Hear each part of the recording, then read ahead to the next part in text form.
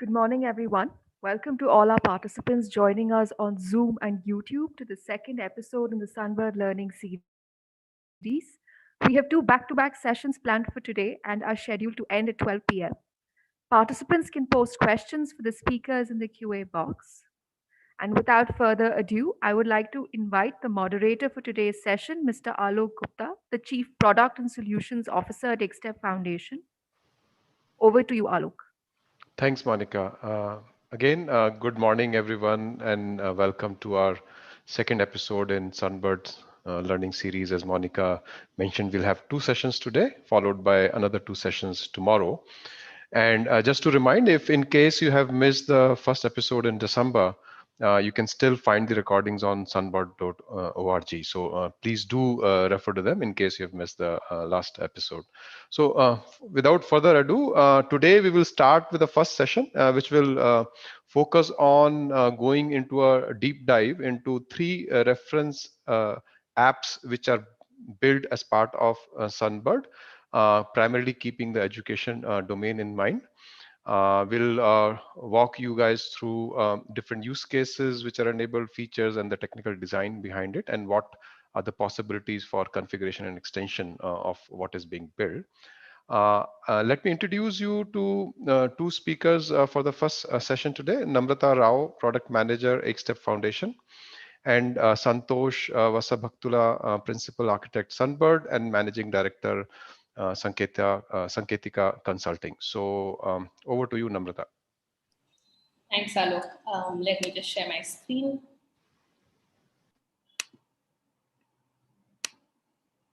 I hope that's visible. Okay. Yes, go ahead. Yeah, thanks. Good morning, everyone. It's my pleasure to be here today to talk to you about the different Sunbird reference consumer apps that are a part of Sunbird's toolset. So to recap from the previous Sunbird learning sessions, learning environments are inherently diverse, right? But if you zoom into that diversity, it really condenses itself into three personas. That of the learner, whether that learner is a child in school who's studying something, or whether that's an adult, trying to upskill themselves in their career. And then the instructor who teaches or mentors the learner, and then the administrator who sort of manages the learning ecosystem. Then three scenarios, that of learning, helping others learn, and managing the overall learning processes, and the two key interactions. Now, at the center of this learning environment is a virtuous, intertwined improvement loop amidst these key actors. So we've done a deeper dive, a deeper conversation into these four key interactions, that of learn, sense, and do and act in our previous Sunbird sessions. It's available on the YouTube channel, so please do go through that to understand this concept a little bit more. Now, why am I bringing this up? Because use cases for consumer apps in the education domain revolve mainly around these three actors and scenarios. So as a learner, I may need to learn on the go, or I may need to learn at home, or even learn at an institution, right? Whether that's a school or an office or a college. As an instructor or a mentor, I may need to teach someone one-on-one, or I may need to teach the entire, maybe a class full of students. And further, I need to constantly upskill myself. And as an administrator, and this administrator could be a headmaster or like an education official, I may need to constantly observe and assess the learners, instructors, and institutions to see how they're faring and take remedial action as needed. And to enable all these different use cases, there are various capabilities and reference solutions and tools that we've built into Sunbird. In the last session, I broadly touched upon the breadth of capabilities that are available. This time, I'm going to zoom in specifically into the reference solutions. So we will take a look at the reference mobile app, the web app, and the desktop app, and talk through the the workflows that they enable, the use cases that they power, and the underlying architecture. And it will give you a sense of how these reference apps can be used either directly or they can be configured or enhanced to suit your specific needs. Before I dive right in, right, why these three reference apps? So I think for most of us, this goes without saying, right? The first device that most of India, and to a large extent, most of maybe even us learned to use was the mobile phone and not the computer. And this is true for the rest of the world as well. With mobile apps, it is a given that it gives you access to learning resources on the go, right? With just one mobile app, suddenly like a plethora of use cases were opened up. For example, NGOs could suddenly now go to villages and work with teachers and students with the devices that they already had with themselves. Parents could hand over their mobile phones to kids after school and start, working with them on homework or helping them, prepare for their tests for the next day. Teachers during the pandemic time could actually, undergo institutional training, which they would have otherwise done in person, with the help of a device that they now had in hand. So one app, a host of use cases suddenly just got unlocked. Um, Apart from that, the mobile app has the capability of allowing for personalized learning experiences without even the need to log in.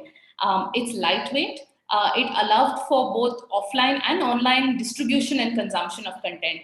And that's really critical in diverse learning environments where not everyone has access to the internet.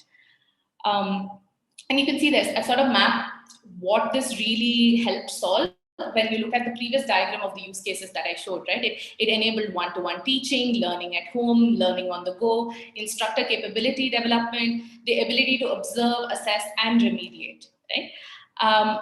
The next reference app that we built was the web app or the web portal, right? I'll use these terms interchangeably. Um, when we started on this journey, the web app was primarily designed to be an authoring tool and enabled a set of administrative, data dashboards. But very quickly, it sort of emerged as a key consumption tool, right? And this was because in the industry, you have a variety of different types of devices in the market, right? So suddenly there were various devices, like you had Ubuntu, MacBooks, Android phones, iOS phones, all sorts of older versions of OSs, etc.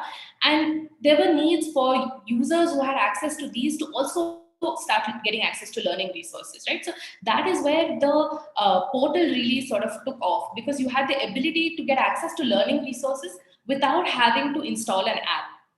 The other thing is, because a web portal can run both on a desktop and a mobile and a tablet medium, suddenly it unlocked another set of use cases, right? It unlocked the use cases of one-to-many teaching, broadcast teaching in a classroom type environment, because now you could just connect the laptop to a projector and you could start teaching.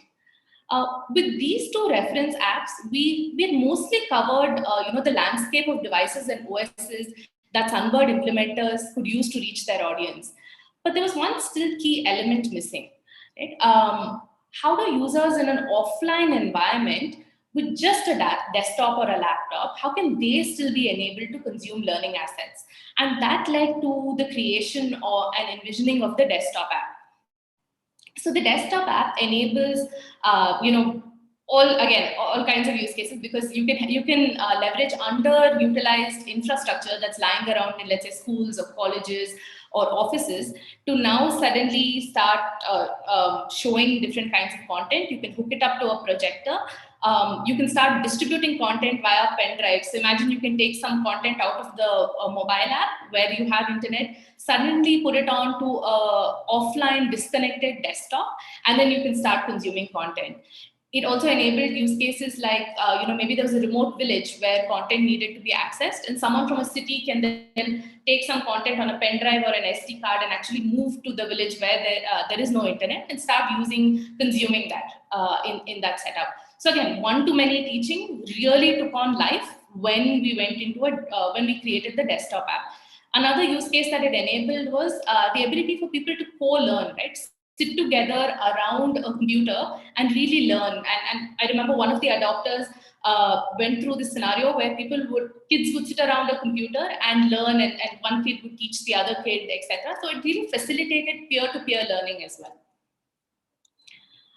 So these reference apps comprise of a a set of building blocks, right? And these are the building blocks that I've roughly laid out. So setting up or onboarding the user, discovering assets. By assets, it could be any kind of content that is available, consuming assets, earning credentials, and interacting or collaborating. Now, I'm going to walk through each of these building blocks in a bit. But what I want to highlight here is that these set of building blocks have been enabled on all the 3 reference apps. So you'll notice that through this presentation, I will intermix screenshots of the web portal, the desktop app, and the mobile app, because the same capabilities are enabled in all 3, right? And these capabilities are enabled using the consumption components and architecture, the common consumption architecture, which Santosh will dive into in the later half of this session. So let's get into the first one, right? So Sunbird reference apps allow users to onboard either anonymously or via logins. And this is a critical step in any consumer app in the education domain, because it helps you capture the real interests and preferences of the user. So capture that core user context so that you can help them discover assets that are relevant to them. So the Sunbird reference apps basically allow users to access content without login. So the first thing I'm going to look at is guest onboarding or anonymous user onboarding. So for example, Sunbird has a set of guest onboarding steps that are purely configurable, right? So let's say that you're enabling some use cases in a schooling environment, right? A K-12 education environment. Maybe a user has to declare themselves as a student or a teacher, and they may have to further declare their interests in the content that they want, which could be in terms of, which board are they studying in, what medium do they need to consume content in, and what subjects or classes of content are they interested in looking at. Whereas if you flip that and you adopt this for a university type use case, maybe there what you're really trying to look at is, maybe you need to capture the degree that the student has enrolled in, maybe the semester that the student is a part of, right? And then the medium of the content. So the step of capturing their preferences is purely configurable, and it is configurable by the persona as well. So what I mean by that is, maybe if you are onboarding a teacher, and a teacher may typically only may teach one subject in multiple classes, then maybe all you need to capture is that teacher's board, medium, and class and subject, right? Whereas if it's a student might have to learn all the subjects in that particular class, right? When we enrolled into school, we had to do all the subjects whether we wanted to or not. So in that case, the onboarding preferences for the student may be just board, medium, and class. We may not have to ask for subjects because they have to do all the subjects. Or maybe we ask for subject because there are certain optional subjects that students can enroll into. So the point I'm trying to make here is this step is completely configurable by your domain, and it is configurable by the persona who's coming in. You don't have to ask all the users the same set of questions. Similarly, we can even ask these preferences based on a combination of the persona and the location that the persona is from. So you could say that maybe a student in the Americas has a specific preference that they need to give versus a student in India, right? So each of these 4 steps that I've shown here, these are the reference steps that are available as part of guest onboarding, but any of the steps can be switched on and off. Further, any of the steps can be configured to your use case. The next one that I'm talking about is logged in user onboarding. The advantage of allowing for a login is that users can track their learning history across different devices as well, right? So this can be configured as an optional or a mandatory step. The login capability on the reference apps basically allows login via Sunbird, which allows you to register via giving your mobile number or your email address, or you can enable social login. So for now, there's only Gmail login, which comes out of the box, but it can very easily be extended to login via Facebook or LinkedIn or any other social construct, and login via third-party authentication mechanism. So let's say you had a system of your own, an auth system of your own, and you needed to allow authentication via that can also be enabled in Sunbird. Further, once the user logs in, they can give their set of preferences like I showed you before, which helps them get to the core content that they really need. Now, all of these configurations of the forms that I talked to you about, it can be done in real time. So what I mean by that is, let's say you wanted to change a preference, right? You wanted to capture a different field for a user. You wanted to capture subjects now as an additional field. You don't have to write code in order to do that. And I think Santosh will talk about that a little later in this session. Um, the next part of onboarding is being able to onboard multiple users on the same device. So in a country like India, devices are often shared, and there may be one household with 2 children and just one mobile phone, or there may be an NGO going to the field, but they only have one tablet, and they have to like target a big set of users, right? So that's why there's a capability in Sunbird in order to onboard multiple users, what we call as managed users, who are tagged to the same user account, right? And these users can then easily just switch between each other. So I can go in, I get access to my learning preferences, and I can, once I'm done with my learning journey, I can hand it over to somebody else who can switch to their account and then start using it, right? So this is sort of a seamless experience where multiple devices can access multiple users can access the same device. The next building block, so we finished onboarding. The next building block is discovering content. So with a diverse pool of assets or content available and a diverse set of personas reaching the platform, each with their own goals and needs, there needs to be multiple options for learners, instructors, and administrators to really discover the relevant content. So I've just laid out the host of different ways in which content can be made discoverable, right? So you can discover by QR codes, you can discover based on subject or based on your domain, you can discover based on what's trending, what's popular. These are just some examples, but essentially these sections, right, by which one can discover content can be configured into the reference apps based on your use case. So I'm showing you now how the mobile app, for instance, has been pre-configured with this set of discovery mechanisms. So the mobile app has a targeted home section or a home page where users can discover content based, they can discover by subject, they can pick up content where they last left off. They can discover based on category, like am I looking for textbooks, am I looking for TV lessons, am I looking for podcasts. So these are the pre-configured sections that are there in the mobile app on the homepage. But having said that, nothing stops you from changing up these configurations, right? Adding a new section, changing the logic of an existing section, and there's no limit to how many sections. You can purely base this on usage data, right? To understand what users really want. The next pre-configured tab in the mobile app is the free flow explore or search page, right, which allows a user to discover the breadth of what is there in that implementer's content pool. Right? So here again, we've configured a set of sections where they can discover by board, where they can discover by content category, where they can discover what is trending. Again, purely configurable, and the implementer can play along with what really works for their use cases. And then the last one is the QR scan mechanism, right? One step, quick scan, you get to the content. It's a no fuss way of getting to what you really need to do in that point of time. The same type of configuration, so I spoke to you about the mobile app. Now moving on to the web app or the desktop app.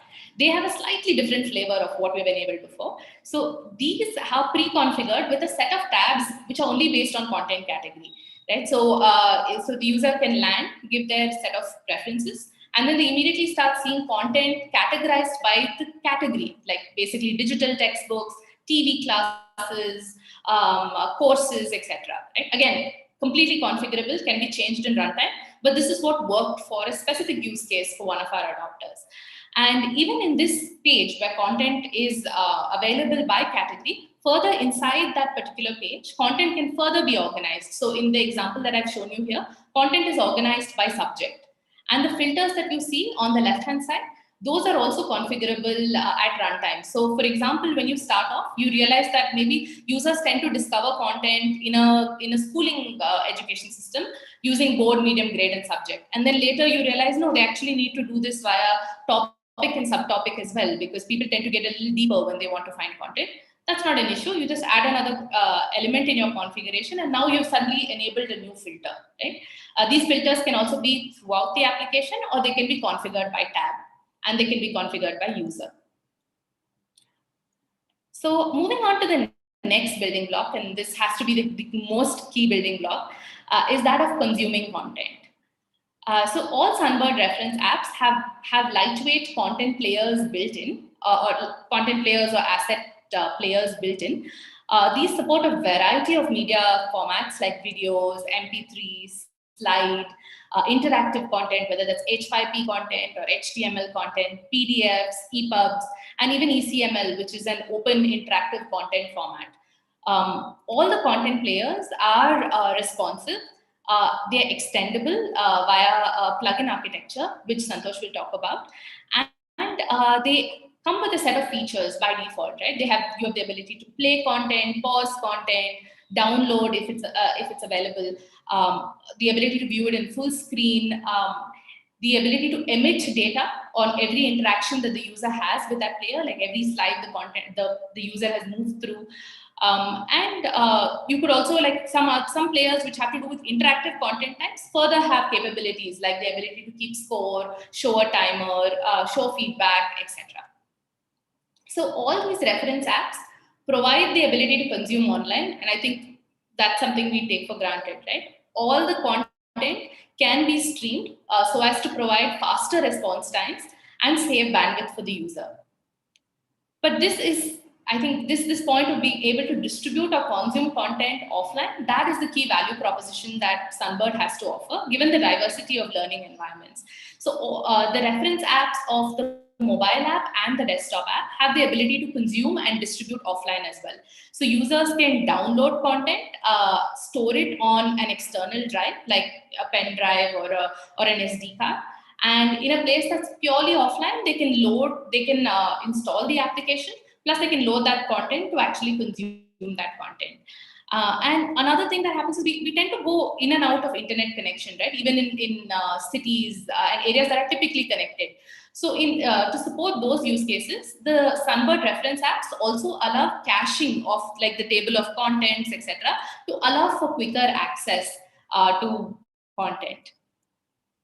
I showed you the mobile app in the previous slide. Now I'm showing you the same capability on the desktop app as well. So the content formats are interoperable. So you can download it from the mobile app and you can load it onto the desktop app, right? So it's export from one, import to the other. And the critical element when one is in an intermittent internet connectivity area or a pure offline area is how do you get a sense of usage data, right? Has your program been successful? Have people been able to consume the content that you've intended them to consume? So the Sunbird reference apps have the ability to store usage data or telemetry data offline as well. So users keep using the platform, playing content, the usage data gets stored offline. As and when the user comes online, then what happens is the telemetry data gets emitted to the server. Further, if you're in a pure offline area, then you still have the capability of extracting that telemetry data or that usage data onto a pen drive or an SD card, and then importing that usage data, either using the mobile app or using the desktop app in a place where you have internet. So again, content is interoperable, usage data is interoperable. And this really gives you those critical insights that you need to make your program more successful. The last building block that I'm talking about is earning credentials. So all the Sunbird reference apps have the ability where if a particular course or a piece of content is tied to an electronic credential, then when the user completes that particular course or earns a certain score in that particular course, then they can actually get a digital credential which is stored in their user profile. Users can view that digital credential, so they can view it and they can download it as a PDF so that they can print or share that. Right? This is the equivalent of certificates that we all used to get when we were younger in school. Right? I think there's a deeper dive of this scheduled in future Sunbird sessions, so I'm not going to touch upon that too much. The other block of collaborating or interacting as well is something that I'm not going to touch upon in today's session. So with all the configurability that I've talked about so far, right? There are these different building blocks. Each of these building blocks further has different steps that can be enabled, can be configured, can be extended. What does that really mean? It means that any implementer has the capability to stitch these different workflows together to unlock a use case that they want to, right? Let me give you an example.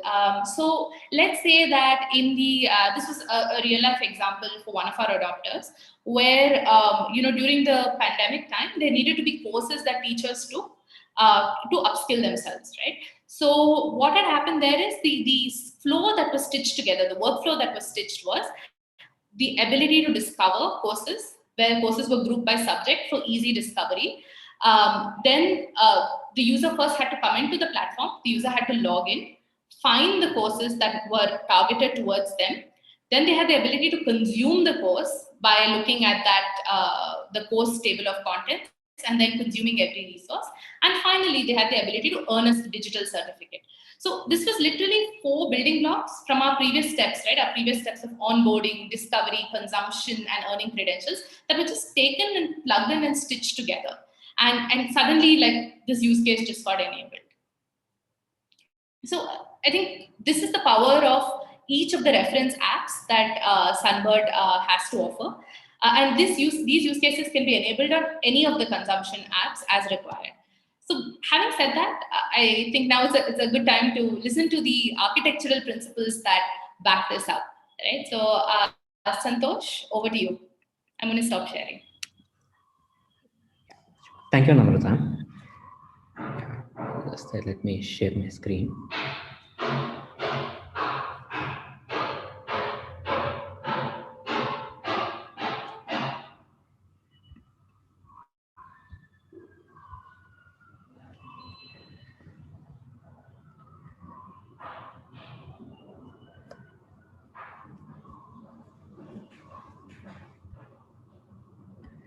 Okay, so I hope you all can see my screen.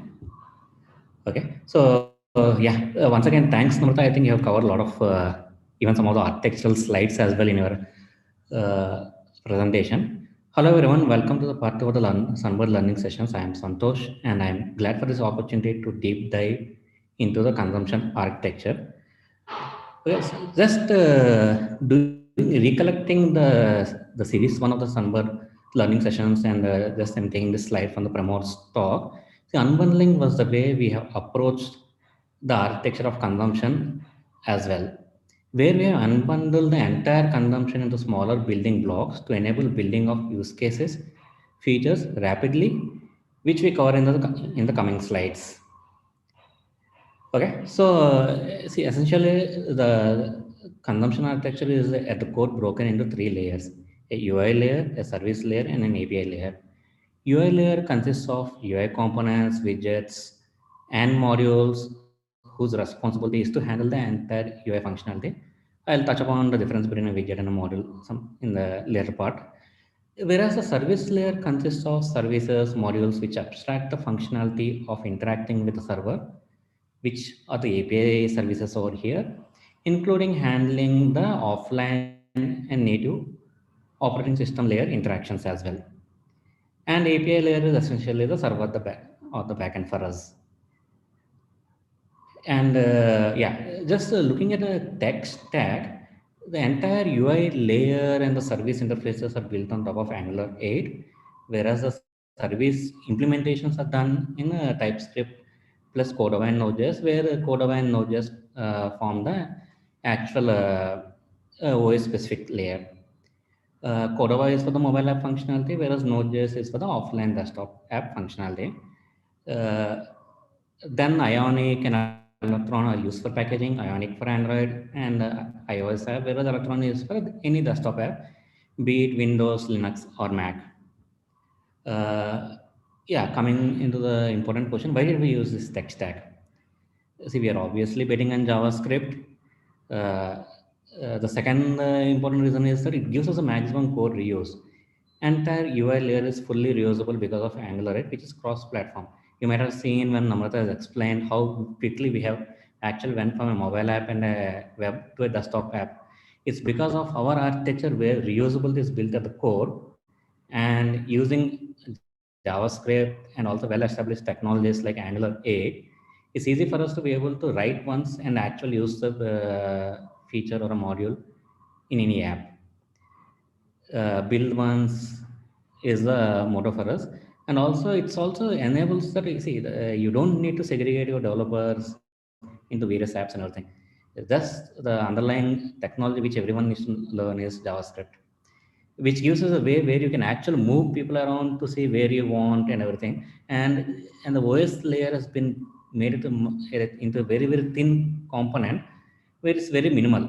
Nobody touches the OS layer because it's also generalized and the frameworks are built on top of it.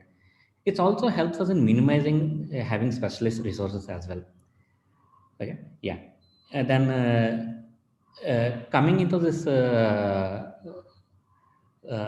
the next slide, as we touched upon earlier, unbundling is the key over here. So we have unbundled the entire UI functionality into basic building blocks.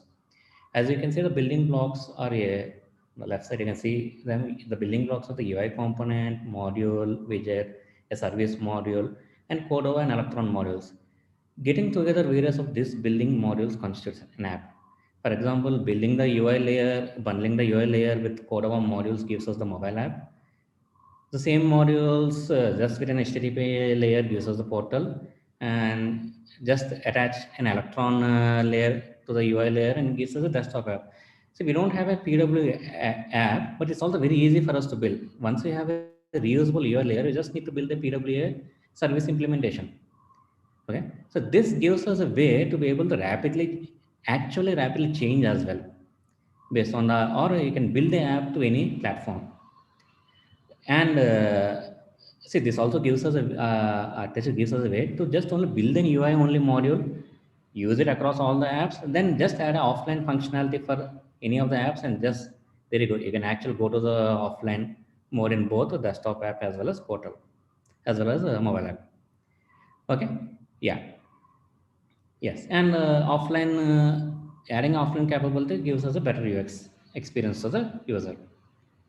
And getting into the actually app view, here is the functional view of the apps with various offline features.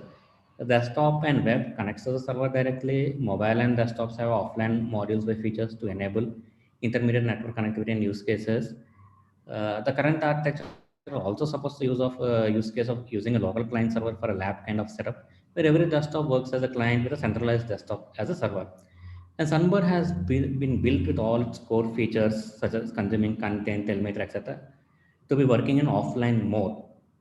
All offline content is refreshed or resynced once the device comes online. So it's nothing stale or something. Offline truly enables the user to be able to just go ahead with his learning without worrying about the network connectivity. Yeah, and these are the few architectural principles which we have actually used to build the entire consumption apps. Okay, the first is a reusable UI layer, which consists of common UI components, service library, widgets, and templates that enable reusability. This is to ensure that we write code only once for all resolution apps. With enough components and widgets, developers focus only on building use case and features. Second is all static assets are generalized and externalized. For example, the CSS, forms, space sections, content categories, etc. are externalized so that they are fully configurable.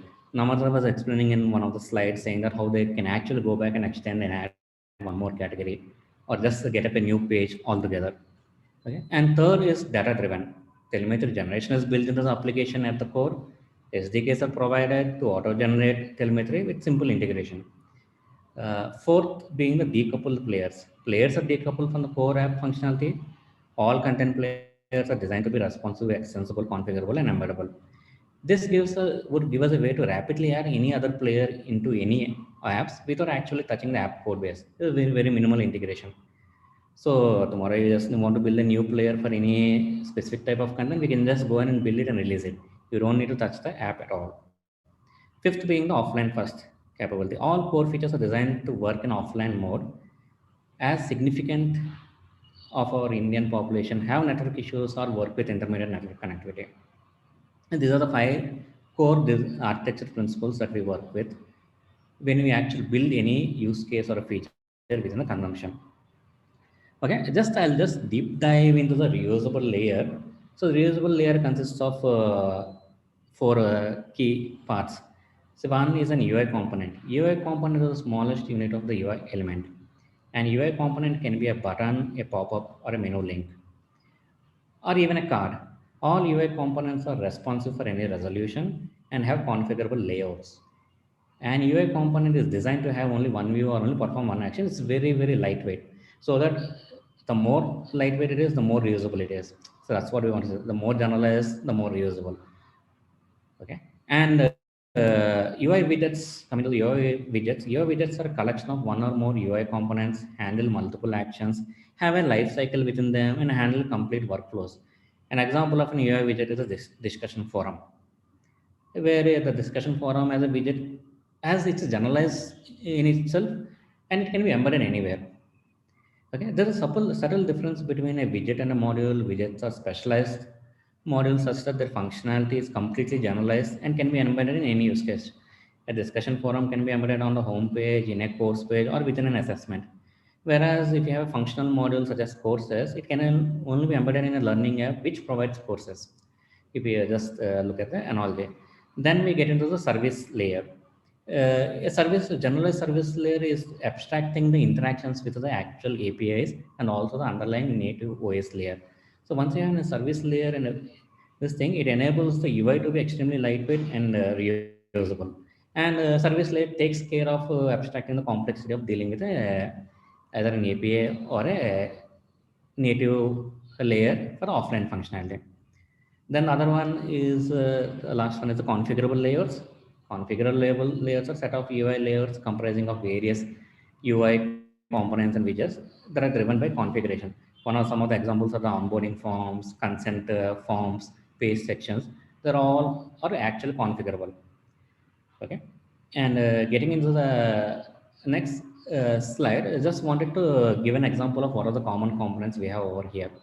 You can see we have a card, a TOC item list, buttons. There are around 25 plus predefined components already built into Sunbird. Configurable and extensible. You can see the various layouts and everything. And also they are responsive in the sense that the moment you build a component, it is ready to be integrated into either a mobile app or a web or a desktop app. Any resolution, portrait mode, landscape mode, even it can be an something like a tablet as well. Okay, yeah, so that was the basic underlying core functionality of the common components. And then just take it further, just giving an example of common components, which is a card. You can see the various cards over here and everything.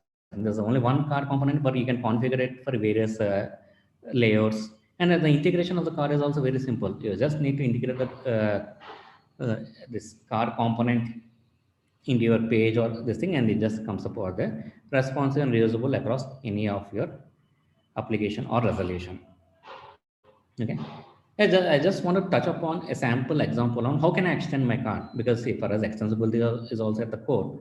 The moment you look into it, just giving you an example of how can I add a bookmark feature into my current card, which we don't have currently.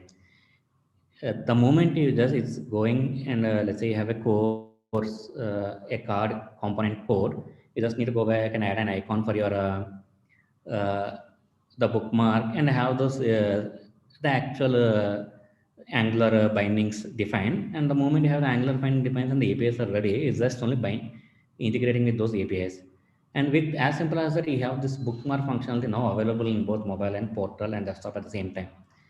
So that's where the power of it comes into saying that the moment you have a reusable components, you write once and they are readily available across any app. Yeah, and now getting into it, one of the other architecture principles we talked about is a complete externalization of this thing, and this is one of the example of CSS externalization. See, one of the key feature or key decision that we took from the beginning is that all of CSS files should be as external files so that people can go back and build or modify them at any point in time. You don't need to go back and get into one full development cycle to be able to change anything, change any UI.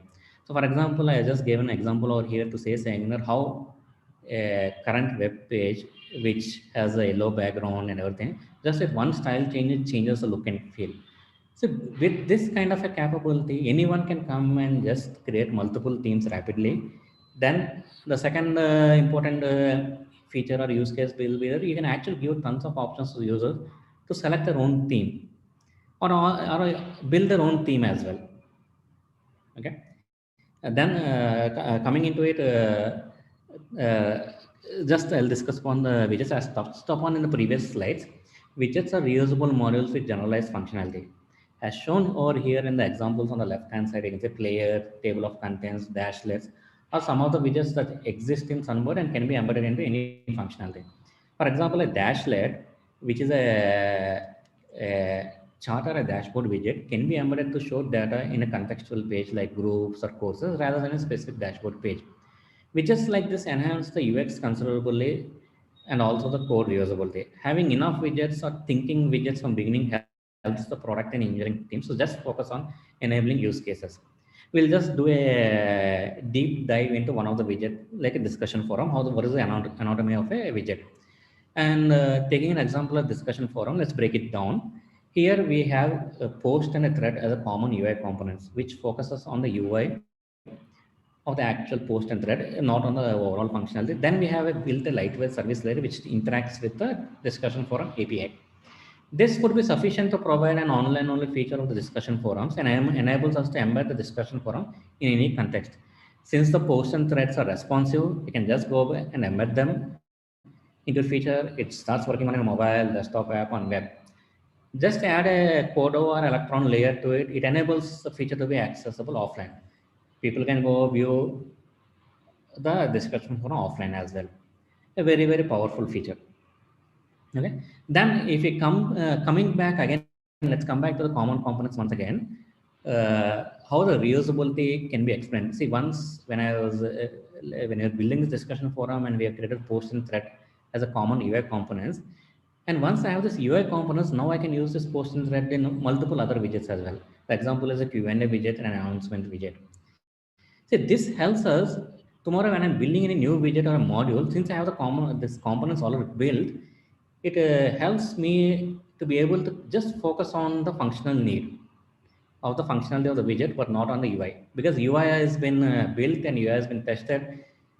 It is stable as well. So that gives us a powerful way to only focus on the problem that we have because of this reusability of the architecture. Okay. Then coming into the key slide as explained by Pramod during the last series as well, data is at the core of Sunbird. Everything and anything produces and consumes the data. The telemetry data generated by consumption is very critical for every stakeholder, especially the key decision makers. Consumption drives everything, the entire product. Sunbird and the consumption specific is built to generate telemetry even before the features fully realized. We actually first instrument, then on the fly change and adapt the feature as well based on how people are using it. Every user interaction generates telemetry data. And consumption is fully compliant to Sunbird telemetry spec. Every user interaction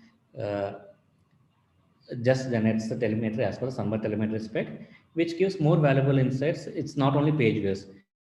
For example, integrating with something like Google Analytics might give us the page views or clicks, but the value in Sunbird telemetry spec and the instrumentation lies in the various other events such as SS, start, and end, which provides us valuable information like what is the user's performance or product feature usage metrics in detail and funnels. So that is in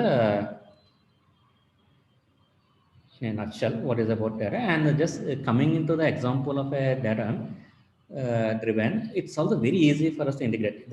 At the core, the Sunbird consumption is built with the telemetry SDKs at the core, and most of the telemetry is auto-generated, the page views and clicks and everything, and also they have enough directives or tags to be able to just attach to the button or a page and everything, and the telemetry is auto-generated for us.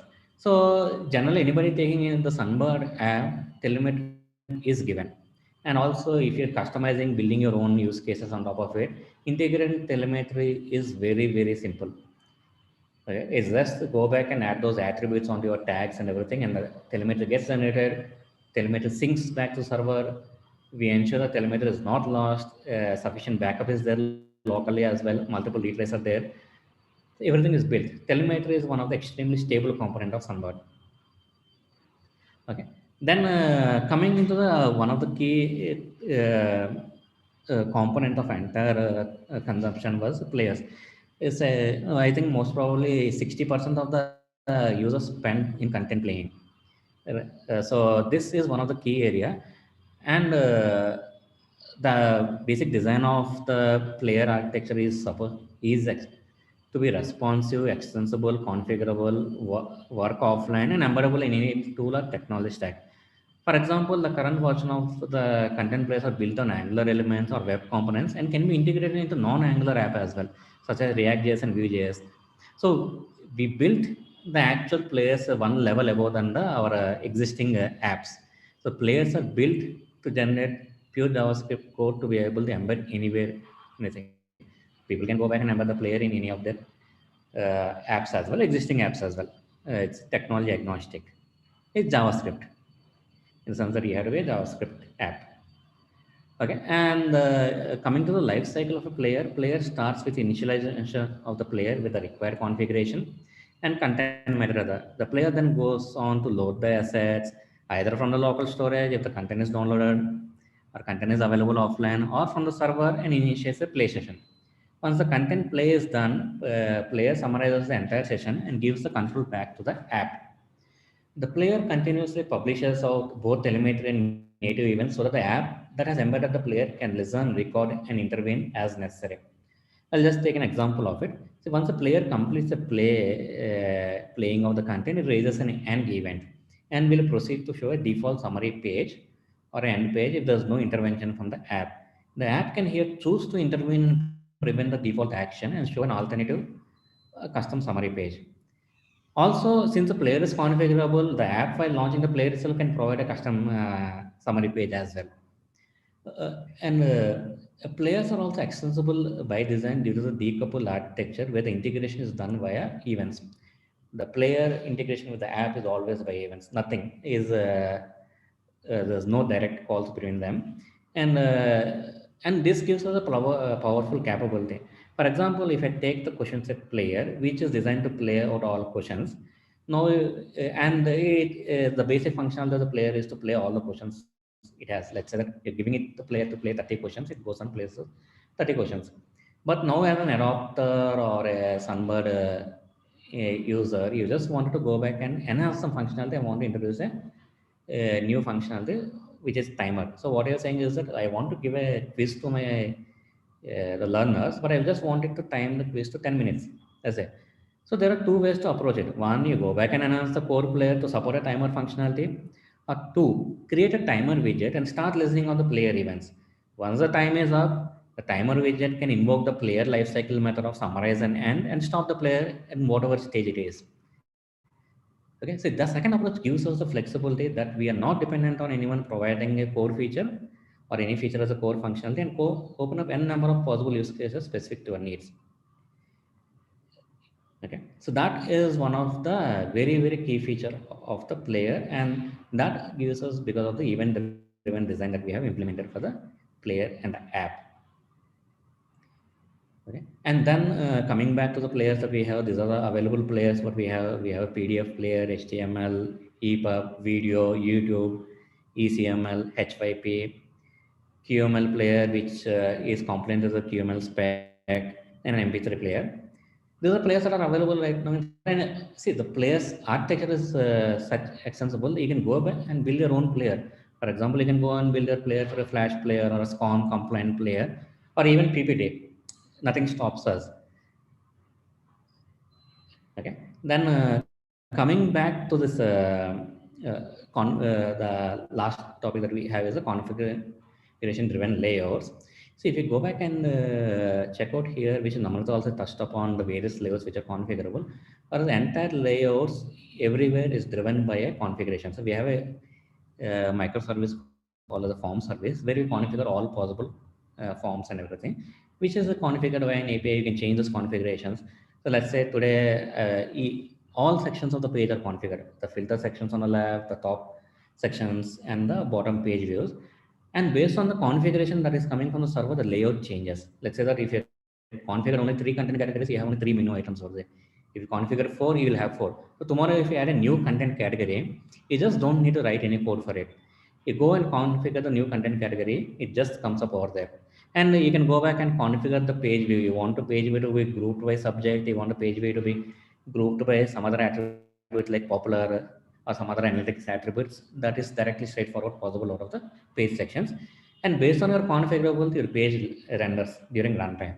So nothing is hard coded. Your filters, you can have 10 filters or 2 filters, you can change it. You can also configure the filters based on the user profile or other user attributes. One of the key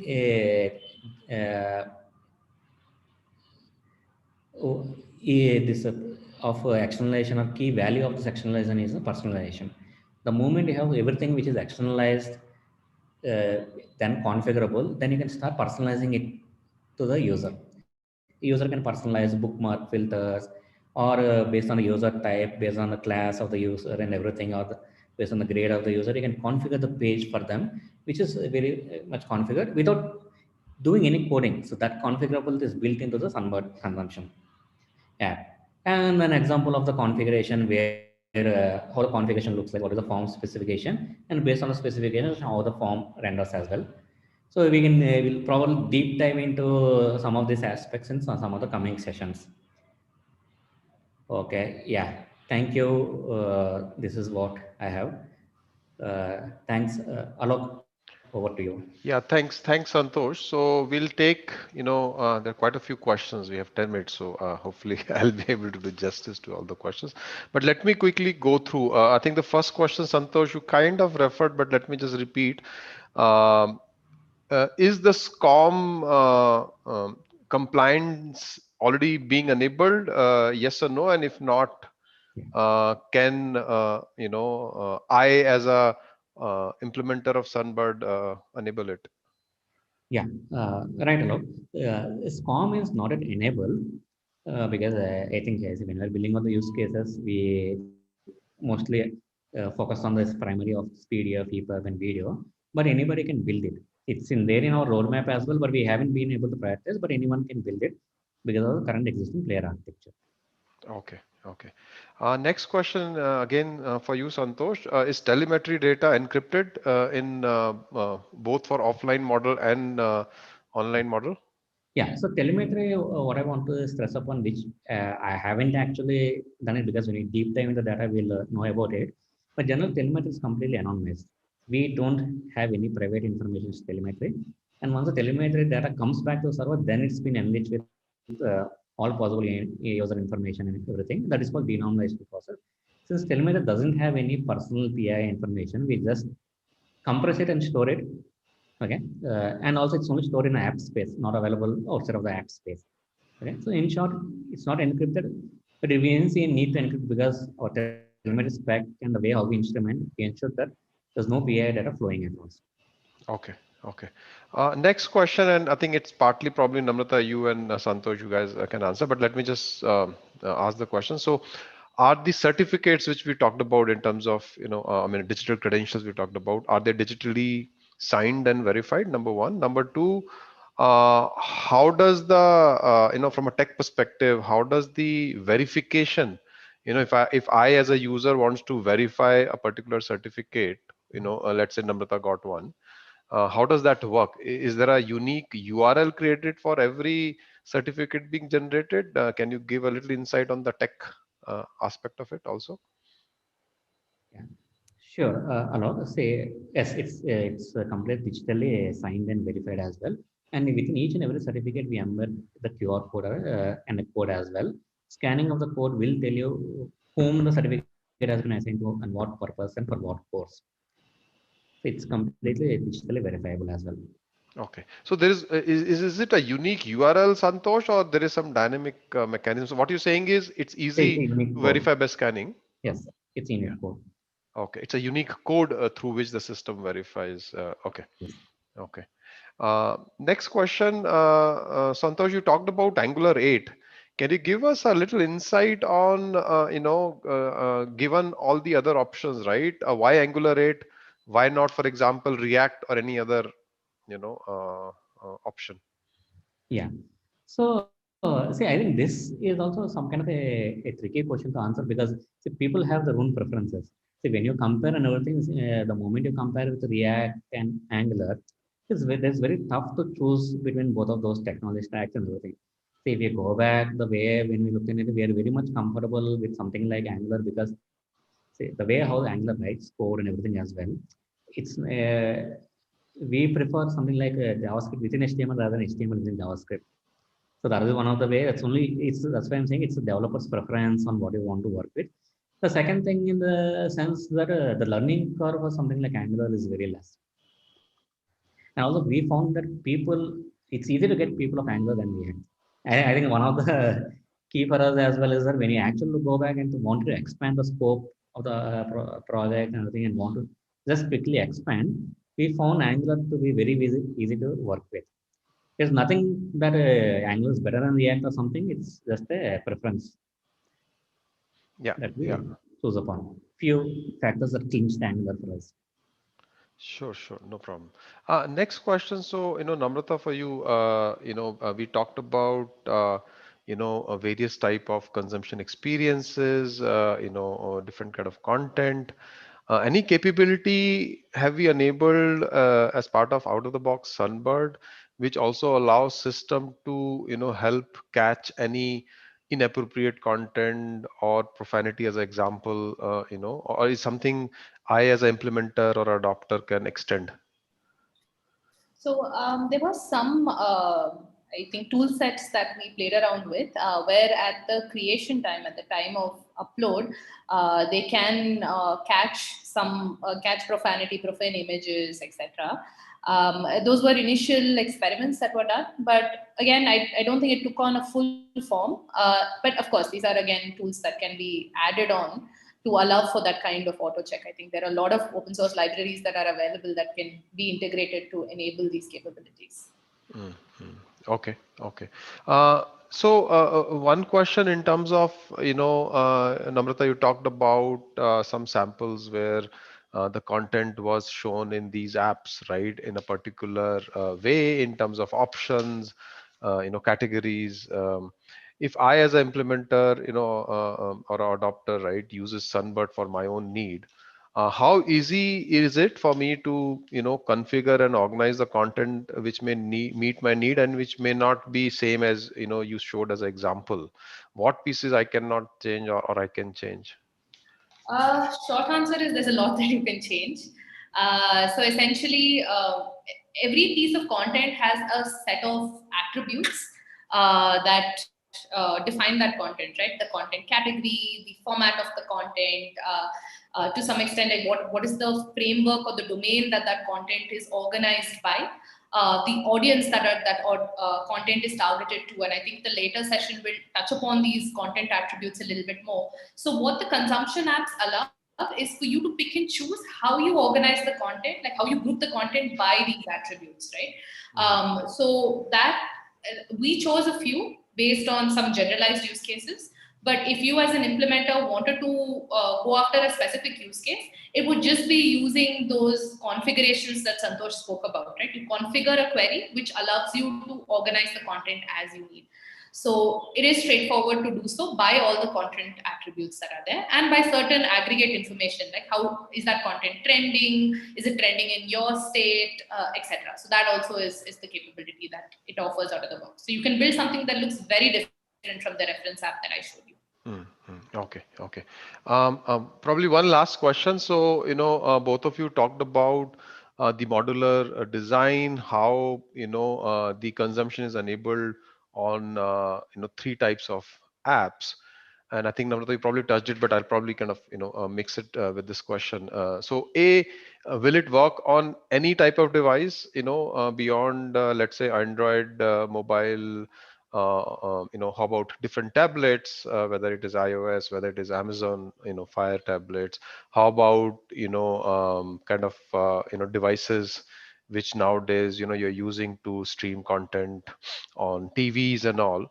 So can you give an insight of what is already there out of the box and what, I as a adopter can do? Okay. I'll probably go and then Santosh if you'd like to add on. So today, what is available out of the box is an Android application which can run on a mobile, an Android mobile or an Android tablet. There is the web portal or the web application which can run on any of the browsers. So in that way, you can actually use it on an iOS phone via Safari or one of the browsers that you have there. And you have the desktop app which can run on Ubuntu and Windows 7 and above. And for the rest, I think it's just a matter of just repackaging and extending it as required, right? Like, so let's say your use case required an iOS app or let's required an Android TV app. It's just about taking those layouts and then repackaging them for your specific need. Santosh, if there's something you'd like to add? Yeah. See, as explained it earlier, since we are waiting on JavaScript, the moment we do that, it's actually anything which can play a web, right? It's web compliant. The moment we do it, it's just only packaging with the underlying OS. And also packaging is only required if you need an offline functionality. For example, if we take our web application, we should be able to actually start playing in Android TV as well. Okay, okay. So thanks, Santosh and Namrata. I think we are a little over time, so it was, a very good session understanding what really, is inside the, I would say, inside these three, apps and what's the journey, we have taken. I think there are a few more questions. Unfortunately, we don't have time to go for each of them. So thanks a lot to both of you for your session. Thank you. So now we'll go to the session 2. From here. So the session 2 will basically walk us through and take a little more deeper dive than what we covered in the episode 1 on the content architecture. The session will talk about what are the various types of content enabled, the content tools and features which are enabled out of the box in Sunbird, and how these are enabled from a tech design perspective, and what you can probably do beyond what is there out of the box, what possibilities you can basically enable through the configuration and extension to take out of the box stuff and take it forward. Let me introduce the speakers today: Kameshwara Rao, product manager, EkStep Foundation, and Railu Villa, principal architect, Sunbird, and managing director, Sanketika Consulting. Welcome both of you, and over to Kamesh. Thank you, Alok. I think you had a very interesting section about the learning anywhere consumer apps. Now, I and Railu will go through the deep dive into the content architecture, like what Alok was mentioning. What are the various types of content support that Sunbird as an infrastructure provides? What are the various tools and services to create, manage content? We'll have it in two parts. I'll take you through the deep dive into the capabilities, and then Railu will be taking you through onto the deep dive of the architecture of how this entire thing is modeled and designed. Yeah, so let's start off. Just for a recap, the Sunbird as an infrastructure, it tries to generalize the entire different set of learning use cases into three personas and three scenarios and two interactions. The three personas being the learner who learns, instructor who helps learn the learner, and the administrator who manages the learning processes. And the entire interactions can be broadly classified into the learning interaction and the administration. And then we have the learning improvement loop, which starts with learn, then you interact with either other learners or the instructors, do certain activities, and then do assess or sense the progress, and then the loop of learning continues. In this, the learn and the do and various parts of this loop, the key part is the content, right? Yeah, this slide actually gives goosebumps to me every time I look at it, because it kind of throws like how much innovation that can happen in terms of the variety of content that can enable rich learning experiences, right? For example, uh, the content could be audiovisual explanation of certain concepts, or it could be animating stories and poems which bring them alive. The content again could be interactive activities which make learning fun, or it could also be content, for example, for the teachers in terms of how they can plan their lessons, right? Or it could be reference materials that the instructors can use when they are training, the learners.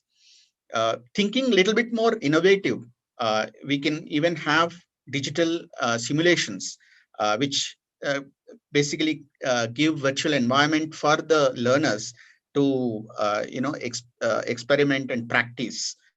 It could be, the content could be virtual reality or 3D content. It can even be virtual labs where an online experiment lab is available for the students to experiment, right?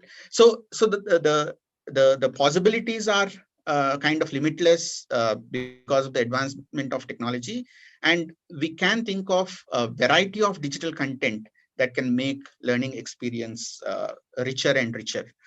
The Sunbird as an infrastructure has a very potential way of enabling this variety of contents. It's essentially how innovative the adopters are in terms of providing these enhanced capabilities in terms of the type of contents that you support in your solutions.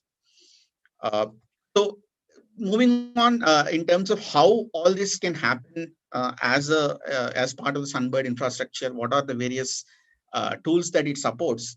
The starting point, which is a fundamental building block, is the learning asset of the content architecture. So any content in Sunbird is encapsulated as a digital learning asset, which has multiple dimensions, starting from what the content is, for whom is the content, for what purpose, what formats that content supports, how you create the content, source it from others, and how finally you can access it and consume it, right?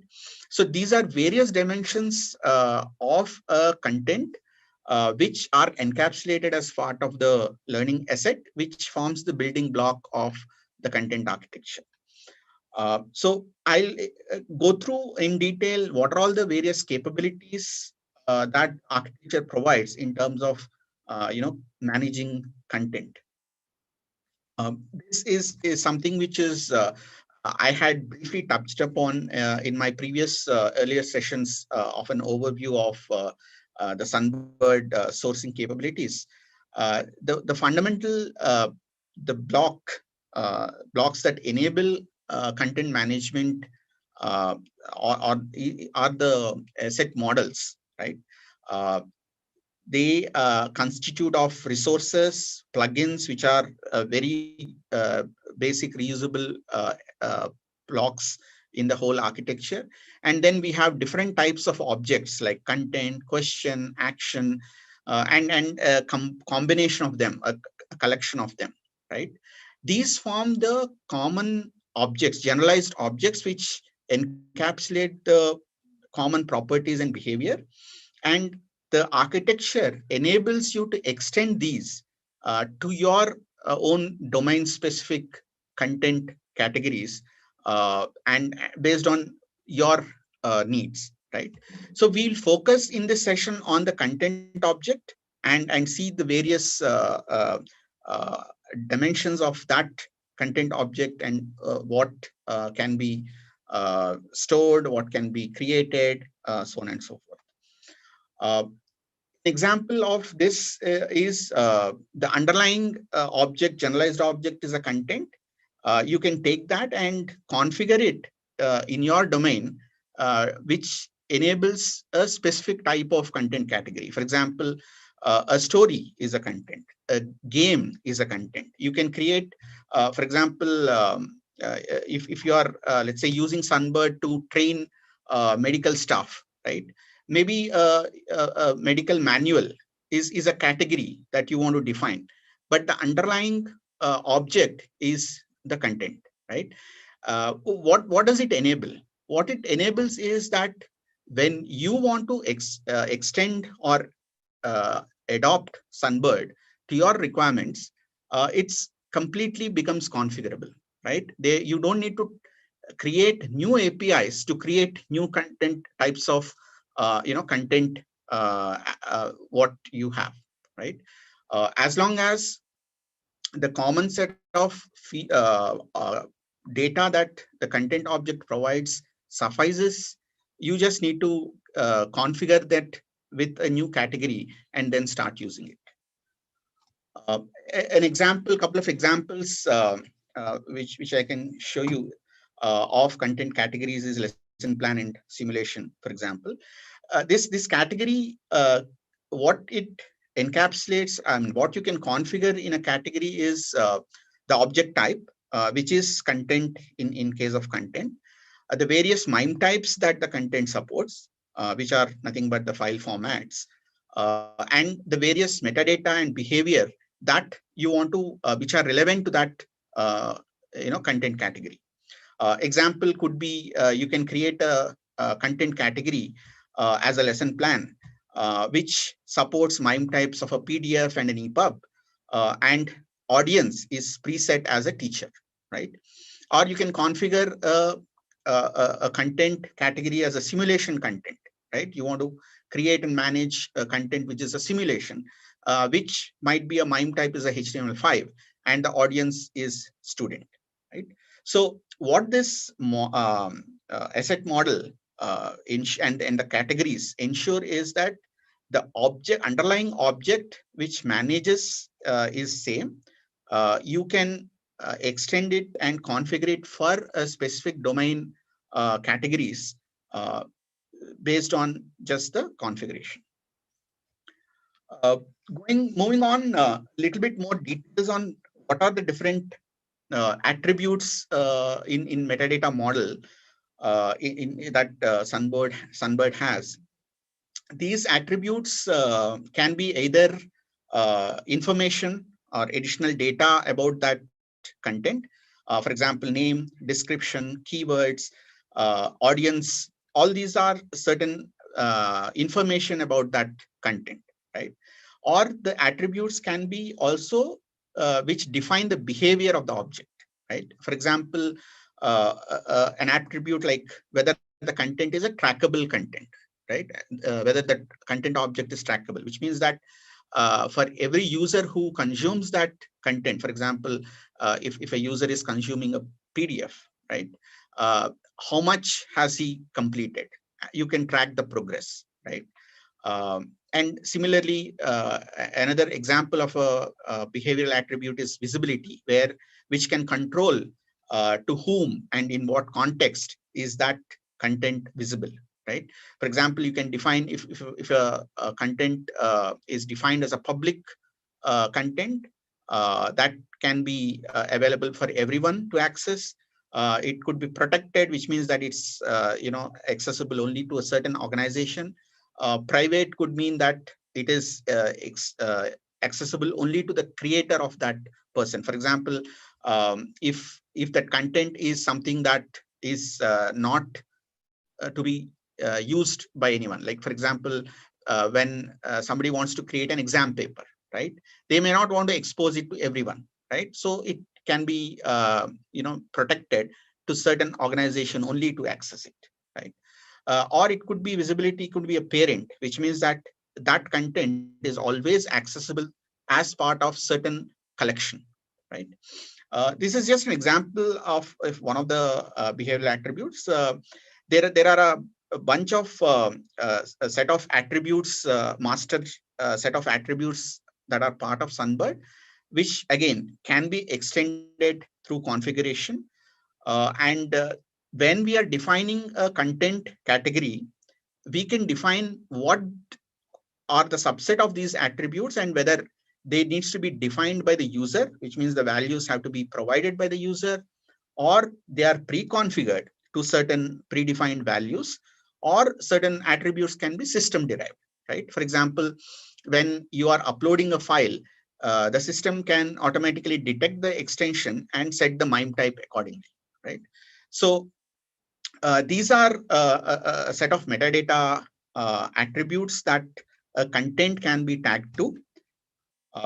Moving on, another important component of this whole metadata tagging is the taxonomy frameworks. Uh, a taxonomy framework is nothing but a set of related attributes, right, with a predefined values. For example, if you want to tag a content to a curriculum, right? I want to say that this content is for a student studying in Maharashtra board, right? On in class 8 in English medium, right?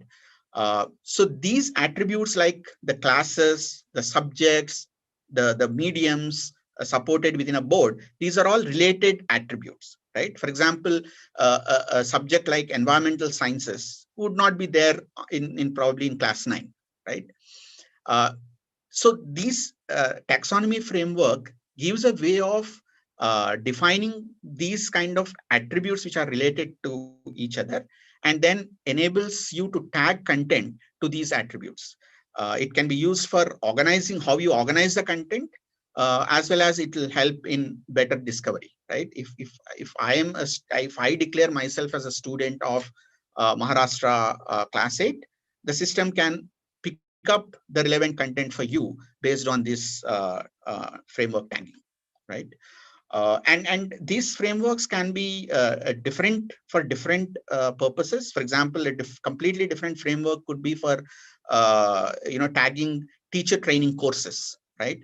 Where you would not probably have classes, right? You might have something like different skill sets and different topics that are taught in the training, and so on and so forth. So it's up to you to the solution person to define those frameworks based on the domain, and then without any code, explicit code to be written, uh, through the configuration, the Sunbird provides a way of tagging content to different frameworks. Moving on, coming to the life cycle of a content object, it starts off with a draft state, where once a creator creates a content by default and saves it, by default it is in a draft state. The creator can work on the content and finally submit it for review. It will go to the review state, where a reviewer can view the content, and if he or she wants to have certain changes, they can send it back to the creator for changes, which will go back to the draft state. The creator can rework on it, submit it again, which then comes back to the review state. And once the reviewer approves the content, it is packaged and published and becomes live for the consumers to access, right? And when the content is packaged, the Sunbird has the processes jobs which also create offline package to a content, where the content can be used in an offline scenario, right, without a network. Of course, certain type of content, like for example, YouTube videos cannot be played offline, but any content like a video or a document or a content created on the platform can be consumed offline. And certain content like videos, audios, so on and so forth, they can also be streamed online. So these are the capabilities that are present within the publish flow, which enables different types of consumptions. And once a content is published, it can again be modified by the creator with certain updates. It will then create a new version of a draft, which will be in draft. So at that point of time, there'll be two versions, one in a draft version, which the creator works on, and then there's a live version, which is already published, right? And this new draft version undergoes the same cycle of review. And once it is published, this published new version is replaced with the old version, right? So at any time, a content object can have either just one version, which is a draft or a review or a live, or it can have two versions, one in a draft or a review state and other is in a live state.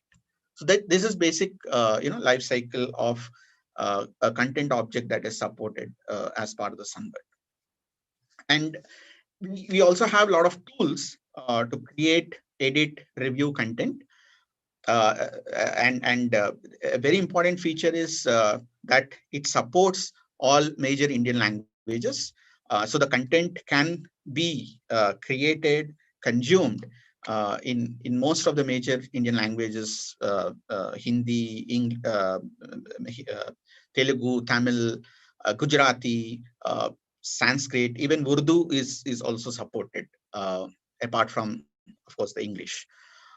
There are also interesting features of how multiple creators can collaborate and create the same content. You can also preview the content, how it looks when it's consumed, and so on and so forth.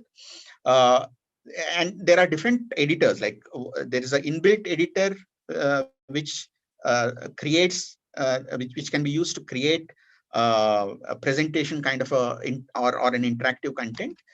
You can also create content offline. For example, you create a PDF or a video with offline tools and then upload it. So there's an upload editor to upload content also. And the editors also support forms to how you edit various metadata of the content. And again, these forms are completely configurable. When you are defining a category with a set of attributes, you can configure how the form should look like, what are the attributes that the users have to give, and you can say whether it's a mandatory, non-mandatory, what are the default values to be taken, so on and so forth. And these editors are also extensible by creating new plugins, right? What do we mean by plugin? Plugin is a reusable asset which can be used to create multiple contents of a similar nature, right? For example, Sunbird has already certain set of activity plugins, both for numeracy and literacy. For example, a plugin to create activities which allow users to order numbers, right? It can be like a very interactive way of creating that. And then the plugin, what it enables is the creator can specify, okay, how many numbers, what complexity of numbers, is it 2-digit numbers, 3-digit numbers, and so on and so forth, and create n number of activities out of the same plugin, right?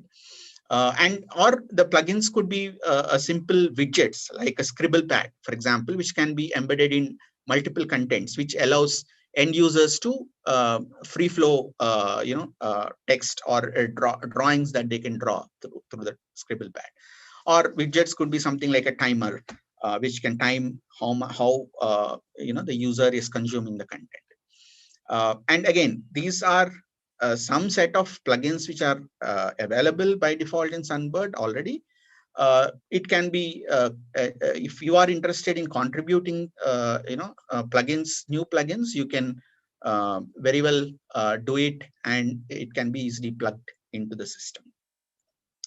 And of course, we think you have seen the content players capabilities in detail in the previous session.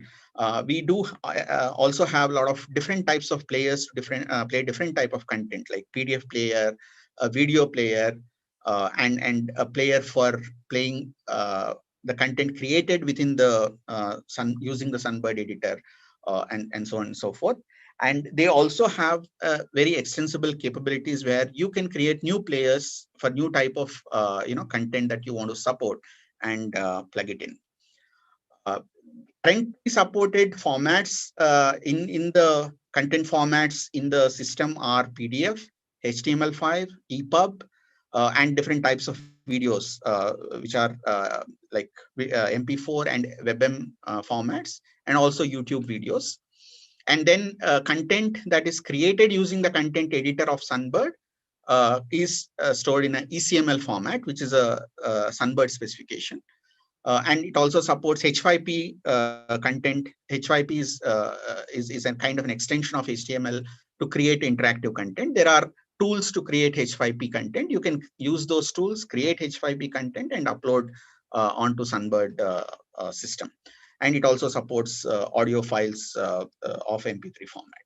And again, I think this has been also touched upon in the previous session. You can, if you want to support new types of content formats, like for example, if you want to support SCORM, or you want to support Microsoft PowerPoint, or for example, you want to support some accessibility content like DAISY, you are definitely welcome. You can easily create plugins, either in form of editors or players, and plug in into that. Uh, Most probably they will not be requiring any new API. It will be all through configuration. Moving on, another important aspect of content is reusability, which I think by this time you would have understood. It is inbuilt within the architecture at several layers. The fundamental reusable assets like resources, like images, sounds, which can be used, stored as, which are stored as a individual pieces and can be clubbed together to create new content. And we have seen plugins, which can be like a question plugin, or a teaching plugin, or an activity plugin. An example for a teaching plugin could be a plugin which defines the structure of a lesson plan, right? And then any new lesson plans can be created in the same structure, right? Um, and at the highest level, the content itself is reusable in two ways. One, the content can be packaged, same content can be packaged into different forms, right? For example, the same video can be part of a digital textbook, which is like a textbook that a child goes through, or the same video can be packaged as an assignment that is given for the student to work at home, right? And the content, if it is made public, can also be reused across organizations which use the same Sunbird system, right? We have multi-tenancy supported in Sunbird, where different organizations can use the system, and the content is reusable across those organizations. Uh, Again, content discovery, there's different modes of discovery. You would have seen it in the consumption apps presentation. That's all driven by the rich metadata tagging supported as part of the content model, and the search API that are exposed as part of the microservices of the content architecture. And these APIs can also be extended to enable new modes of discovery, right? The Sunbird itself, it started with a simple free text search, and then we have put in a lot more modes of discovery that we have in the Sunbird. And last but not least, a very important aspect of content is curation, which is it's a continuous process of selecting and organizing content to make it more usable, relevant, engaging, and easier to discover, right? To make sure the content is not objectionable, you improve the quality, you remove the staleness, enhance the quality, and so on and so forth. Sunbird also has certain tools to enable this content curation, like it enables to capture ratings and feedback from the users, right? It also has a capability of flagging a content as an objectionable, and then you can build on your own workflows, right, on how you want to handle these flags. Of course, it also comes up with rich usage metrics, right? For example, how much the content is being used, how many people are using it, what is the last time that content is used, for example, can give you how stale the content is, right? And the tagging metadata model, what we have seen, also provides a lot of simple way of discovering the contents. So yeah, these are pretty much the key capabilities that the content architecture of Sunbird provides. Now I'll give it to Railu to go through the architecture of how this content is organized, a deep dive into it. So Railu, over to you. Thank you, Kamesh. Okay, I'll share my screen just a minute.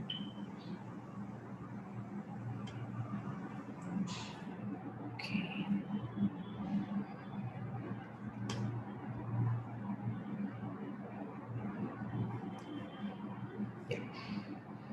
Okay.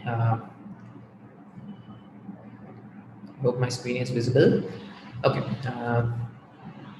Okay, hello everyone. So as you have seen earlier in this session, Sunbird content can be used to build solutions for a variety of use cases like digital textbooks, lesson plans, games, stories, and many more. There are a lot of capabilities that are provided by this infra, and also there are wide range of possibilities that can be imagined using this infra. So today I will do a deep dive into the architecture and walk you through those building blocks that are powering this content architecture in Sunbird. Okay. Basically, the main principles of the architecture are three. One is generalization, which Kamesh has talked a lot. I'm just reiterating it again. The objects and the blocks are generalized in the content architecture, generalized so that they are not specific to one use case, but many use cases can be imagined using the same generalized blocks. The second one is externalization. All the generalized components externalize their configuration using which many use cases can be configured. And the third one is extensibility. The extensibility is enabled via plugins, processing jobs, data products, and so on without needing to change the code. So with that, let's start. Sorry. Oops. Okay. Yeah. Okay. So these are the building blocks of the Sunbird content architecture. They include a set of specifications, utilities, tools, a set of reference apps, uh, and solutions, and microservices and APIs. So the content model is at the core, which enables the configurability and extensibility of this whole content objects. And the content repository contains the content objects, their data, metadata, and the relations of those content objects with other objects. And microservices provide the APIs to work with both the content model as well as the content repository. And there are a set of tools like editors and players for creation and consumption of the content. There are multiple apps which provide the interfaces for the end users to create and consume the content. And all the apps, tools, microservices generate data for all the interactions, which we refer to as telemetry data. That is used again to derive insights about the content usage and update the content repository back to enrich the content. So in this session, we will get into the details how each of these building blocks are powering the architecture. So start with the specifications part of it. The main advantage of a specification is that it ensures wide usage and reusability of the systems or products that are using the specification. There are multiple specs powering the content architecture. One set of specs are the media types or for the media types. Uh, and Sunbird has created two media type specs. First one is ECML, which stands for E-Content Markup Language, which is a specification for interactive content, creating and managing interactive content. Another media type spec is HTML5 archives. This is for creating HTML5 zip files that can be used as content. So HTML5 zip file can be created outside and uploaded to Sunbird as a content, as long as the zip file is adhering to the HTML5 spec published by Sunbird. In addition to these two, Sunbird supports multiple other third-party specs for content like PDF, EPUB, H5P, MP3, MP4, and YouTube videos are the specifications that are currently supported as Sunbird content. More third-party specifications will obviously keep getting added to this bucket. And there are a couple of other specifications created in Sunbird for different purposes also. One is a spec for defining the content model. We'll go into the details of content model shortly, but what this spec defines is a standard for defining the models, that is the schema. And the second spec is called ECAR, which stands for E-Content Archive Specification. This defines a standard format for creating packages that enable offline consumption of content. So ECAR spec compliant packages are created for all offline consumable content in Sunbird. And other standard open specifications like JSON and JSON schema are extensively used in the Sunbird content architecture. So moving on to the content model is at the core of the Sunbird architecture that powers the complete configurability and extensibility of the Sunbird content. So to put it simply, content model is similar to a database schema.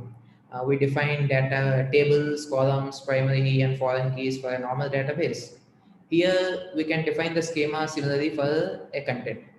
The difference is that the database schema once defined is very tough to change and the whole code depends on that schema. But the content model is dynamic and configurable. It can be updated anytime during the runtime also. So in a Sunbird instance, the content model can be configured, which drives the structure, behavior, and other aspects of the content objects in that Sunbird instance. Okay. There is a standard format in which the content model has to be defined. This standard is one of the specs you saw in the previous slide, the content model specification. So as per this spec, a content model definition contains the following. The first one is the attributes, the metadata attributes, which includes the data about the content and the behavior attributes of the content object. These attributes also include the taxonomy framework tags for the content object. The framework tags, as you saw in the earlier session by Kamesh, are used to define what the content is about and for whom it is for. Then the second part of the schema definition in a content model is relations. This part of the content model defines the set of relations that a content object can have with other objects like collection or a question set, etc. And then there is config, which allows you to configure some special behaviors of the content in that Sunbird instance. For example, the caching of content objects in a Sunbird instance can be enabled or disabled by configuring it in the content model. Then the second set of definition is the category definitions. Category definitions allow you to configure domain-specific solutions. So Sunbird has a master list of categories that can again be configured at a Sunbird instance level, and a subset of them can have definitions at the system level. So and content can be created for those categories which have a definition for them. You have seen the example categories in the session by Kamesh, how a lesson plan category is configured to have a different behavior and metadata than a simulation content. So in addition to the system level definitions, it is also possible for a tenant, as Sunbird is a multi-tenant support. There's multi-tenant support in Sunbird. A tenant can also create their own category definition or override the system level definition also. Okay, and the content schema definitions are in GitHub in this location, and which can be updated for the specific Sunbird installation, and both the master category list and the category definitions can be configured using this category definition APIs. Okay, let's now look at how a content model generally looks like. What are the different how the different configurations look like? So this is how the metadata attributes configuration in a content model looks like. The name is an attribute which has a data type of string. It can have validations like min length of 5, and it is specified that whether it can be specified whether that name attribute is a required attribute or an optional one. Similarly, status is another attribute which has some other configuration like the enum, which is the range of values the status attribute can have, draft, review, or live. And also a default value can be set for the status attribute draft. So another thing is, as you have already seen in the previous session again, is that some attributes are user defined, whereas some attributes are system derived. Status is one such attribute which is derived by the system and not provided by the user. Okay. Then the relations. This is how relations can be defined, configured in the content model. Here, if you see the example, there is a relation called collections. Any name can be used for that term. It can be called collections or it can be called ABC. But the important things in here, what is the relation type? Here in this case, it is a hash sequence member. Sunbird has support for a defined set of relations. These are all some semantic relations which are implemented in Sunbird. Examples of them are sequence membership, association, parent-child, and some pedagogic relations like prerequisite and co-occurrence are also implemented. So any of these types can be configured. And the direction in here, the meaning of in means the content object is at the end node of the is the end of the relation. That is this sequence member relation is an invert towards the content object, and the start node of the relation is a collection. So this definition says a collection object can have a sequence membership relation with the content object. Likewise, there is another relation that can also be that is shown in this example, where a question set object can be associated with the content object using an association relation. And the direction is specified out here, which means the uh, content is the start node of the relation and it has an outward relation to question set with an association. Okay. Then there's this configuration which defines different behaviors like the caching or version check mode. Version check is a capability which enables, which mandates a version key has to be sent in all the updates of the content. And if that version key is outdated or stale, the update fails. Then there is another configuration for external, which I will come to in a shortly in the next set of slides, where some properties of the content, some attributes can be defined as external. Um, then an instance can have a category definition at a system level. For example, a category called podcast, which can have these MIME types. Allowed MIME types could be video or audio. And the same category definition can be overridden by a channel one tenant, tenant one, and say that the only all the podcasts for this tenant can only be of type audio MP3. Video is not allowed. And they can also set that all the podcasts for of this tenant have to be visibility of private visibility. Okay, so we can also look at this content model and content repository in an object-oriented way. I mean, if you are familiar with object-oriented programming and concepts, we have a concept of a class, which is a blueprint for an object, and object is an instance of that class blueprint. So we can imagine a content class that is the blueprint that gets created using the content model definition.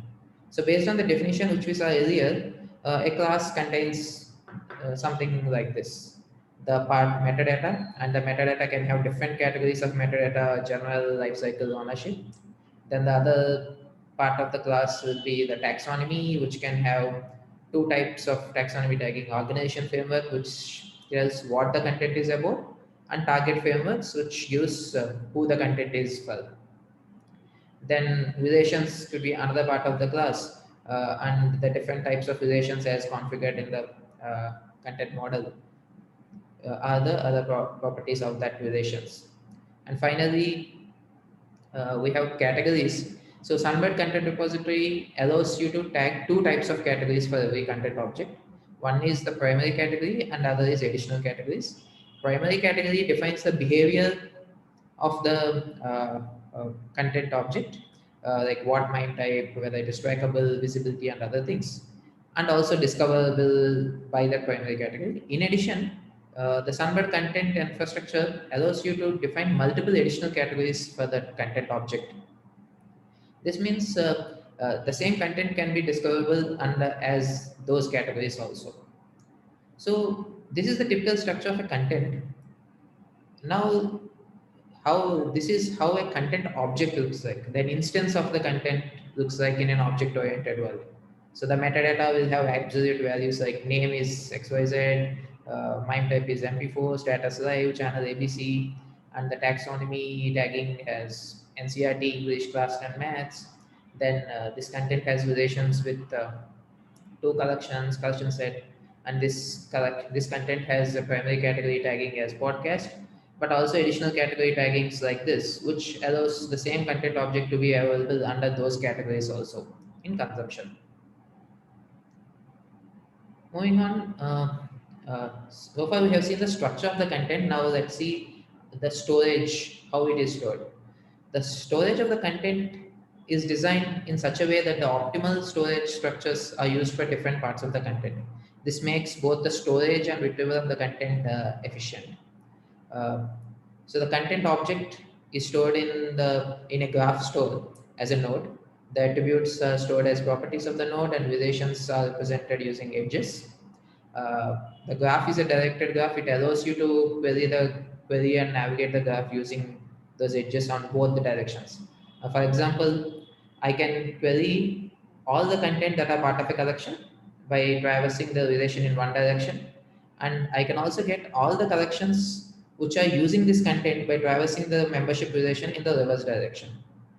So that's the property of a directed graph.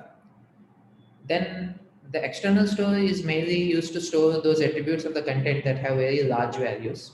Graph databases are not efficient to store large text values, hence a different data store. Cassandra in this case is used to store such properties. These properties are not hard-coded. The list of properties to be stored here can be configured in the content model using the external properties config, which we saw in the example, the external configuration. Then there is a such index that is used to index all the attributes and relations in a Solr-based index. This store enables a very flexible such capability on the Sunbird content repository. And finally, a blob store is used to store the content artifact files and media files. Blob stores are a lot more efficient in handling files than any other databases, hence the choice. Okay. We have seen how the content model enables a lot of flexibility to configure the schemas dynamically, and multiple stores are used to optimize the storage of the content. All this is handled and managed by the ontology engine module of in Sunbird. The ontology engine interprets the content model definition. It manages the storage across multiple stores, updates and retrieval of the content from the repository. This module abstracts the underlying complexity of the whole content infrastructure. So another thing the ontology engine enables is one common ontology repository for all digital learning assets. Uh, so this allows all learning assets and the taxonomies to be stored in a single graph and a single repo. And because of this single repo, content can be added to collections related to question sets or other content belonging to the same taxonomy or a different taxonomy as well. And while ontology engine provides the generalized capabilities and core capabilities, the microservices and APIs provide the wrappers around the ontology engine for functional workflows like review, publish, flagging, etc. So, and the ontology engine is embedded in all the microservices for the CRUD management of the objects. And these are the different set of APIs in the content, content management, category management, and content search APIs. So moving on, uh, and the content architecture has a processing pipeline to which APIs and the content repository publish all the content processing events. That is, when the content is created, updated, or its status is changed. And there are a set of jobs listening for these events. They do some processing and update enrich the content either for optimal consumption, discovery, or curation also.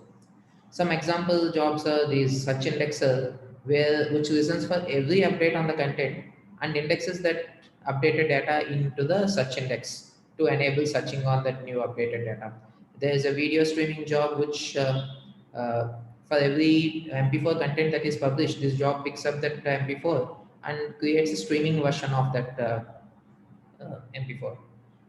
And some of these jobs also again generate events and publish it back to the pipeline. And there can be jobs subscribing to those events and do further processing also. And this event-driven approach allows you to extend the core of the content infra by developing new jobs and subscribing to events in the pipeline. Okay. Moving on to the tools, the content editor tool provides the user interface for creation of the content. The editors use a common framework which provides the base services and utilities that can be used by the editors. These base components include the API services, telemetry generation and syncing with the server, and an event bus for communication between plugins and the framework. Basically, there are two editors. One is an upload editor for uploading content, which support multiple media types, and one is an interactive editor for creating interactive content, ECML interactive content. So, and as we saw earlier also, The plugins which can be created that can be used by editors to extend and enable new features inside the editors. So you can extend the behavior and enable new features in the editors by building and contributing these plugins. There are also content layers in Sunbird, which I covered in detail by Namrata and Santosh in the earlier session. So I'm not covering them again here. Uh, Coming to the apps, a multi-app strategy is adopted in Sunbird, and multiple different apps are created for creating, managing, and consuming content in Sunbird. This strategy actually lets each app have focus on specific users, use cases, and workflows, and enables us to fine-tune that app to best serve the intended purpose. So we have a sourcing portal which is specific, which focuses on the creation and review and publish of the content. We have apps, consumption apps for consumption web portal, mobile app, and desktop app for the consumption of the content. This architecture also separates the sourcing repo from the consumption repo, which helps in better management of the repositories. For example, the repo with the higher usage can be scaled more than the other, and consumption repo will only have curated content. This eliminates the risk of end users getting to see inappropriate content. All the apps are highly configurable. New content types can be enabled by configuration, and the themes, the styling is externalized, which enables us to create new themes easily. And as we have been reiterating many times, data is the most important aspect in this architecture and across Sunbird. So every block, every component generate data for every interaction. The data is generated as per telemetry spec, which is a spec followed across Sunbird for data. The telemetry data is ingested into a largely scalable pipeline. There are data products which consume this telemetry data, derive the insights, and update the content repository back. Uh, uh, the data products available for computing the usage summaries and ratings, which can be used by the content creators to improve the content. And again, this data infra is also extensible. New data products can be created and deployed to create, new data products can be created and deployed to create more insights. So let's just do a quick recap what all we talked about. We saw the specifications that the content architecture uses. Uh, then the content model allows us to configure the schema and category definitions. Content repository contains all the content objects and store them in multiple stores. Uh, the microservices and APIs, they use ontology engine, and different set of APIs are exposed. There are events generated by both the APIs and the repository, which are processed by an extensible pipeline. Then we have the tools, editors, and players which support multiple media types, extensible and which are extensible via plugins. We have different apps for different specific purposes across sourcing and consumption. Then all interaction data is generated at telemetry and ingested into the telemetry pipeline. The data products derive insights and update the content repo back again. So this is the lay of the land for the whole content architecture. And let's finally look at one quick example how this can be used to create a new content type, let's say called presentation material, which is of a new media type new media type Microsoft PowerPoint. So what do we need to do? So first thing, update the content definition to add the new MIME type MS PPT, Microsoft PPT to content model. Then configure a new category definition for presentation material, and the definition says the MIME type should be PPT. Uh, then build the editor plugins and renderers for PowerPoint. And in case if the new content type doesn't require a new media type, the only thing needed is to just configure the forms. Configure the forms in all the apps to create, discover, and consume the new content type. Finally, create jobs for any custom processing of the new media type if required. For example, if we want to convert the PPT to a video to make it playable on older versions, we could do that by adding a new processing job also. So this is just one example of how the content architecture can be used to realize new use cases. There are many use cases that can be enabled by using this infra as is or just by configuration also. Okay, so hope this session helped you to get a high-level understanding of the content architecture and enable you to imagine the possibilities you can do with this.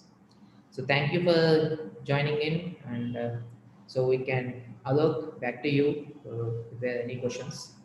Yeah, thanks, Ralu and Kamesh. So yes, there are questions. Let me start. So first question is, can we show the length of the video as one of the examples of content being watched by a user in context to the total, length of the video, or show some percentage? Is that possible? Is it out of the box or something, adopter can extend? Yeah. Okay, I'll go for it. Okay. Yes, it is not provided right now out of the box, but is possible. So as we showed, the content model can be configured to add a new attribute called duration, which can be captured from the creator or can be auto-derived by a processing job by the platform. And once the total duration is available, the content layers can be extended to build the capability to show the amount percentage of completion. Hmm. So Hmm. that Okay. is how it can be done. Yeah. Okay. Next question, we talked about various content, we talked about, different languages being supported, by Sunbird. Can as an implementer of Sunbird, in my own need, can I enable discovery through voice? There are many voice-based solutions today, Google Home, Amazon Alexa, and others. How do we do it? Is it available out of the box? And any points we need to keep in mind, or anything which Sunbird enabling to handle the different pronunciation of multiple languages being very different?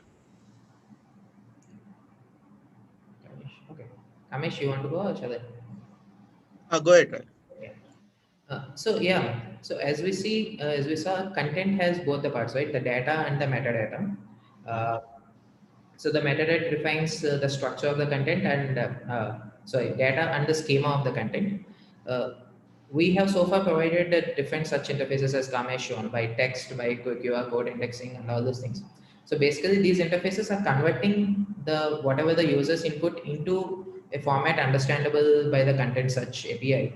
So it's then there's nothing needed in the infrastructure to be changed to support a voice-based search. If we have a tool which converts the voice to text, then rest of the capabilities are already available inside the infrastructure to do the voice-based search. Okay, so pretty much, the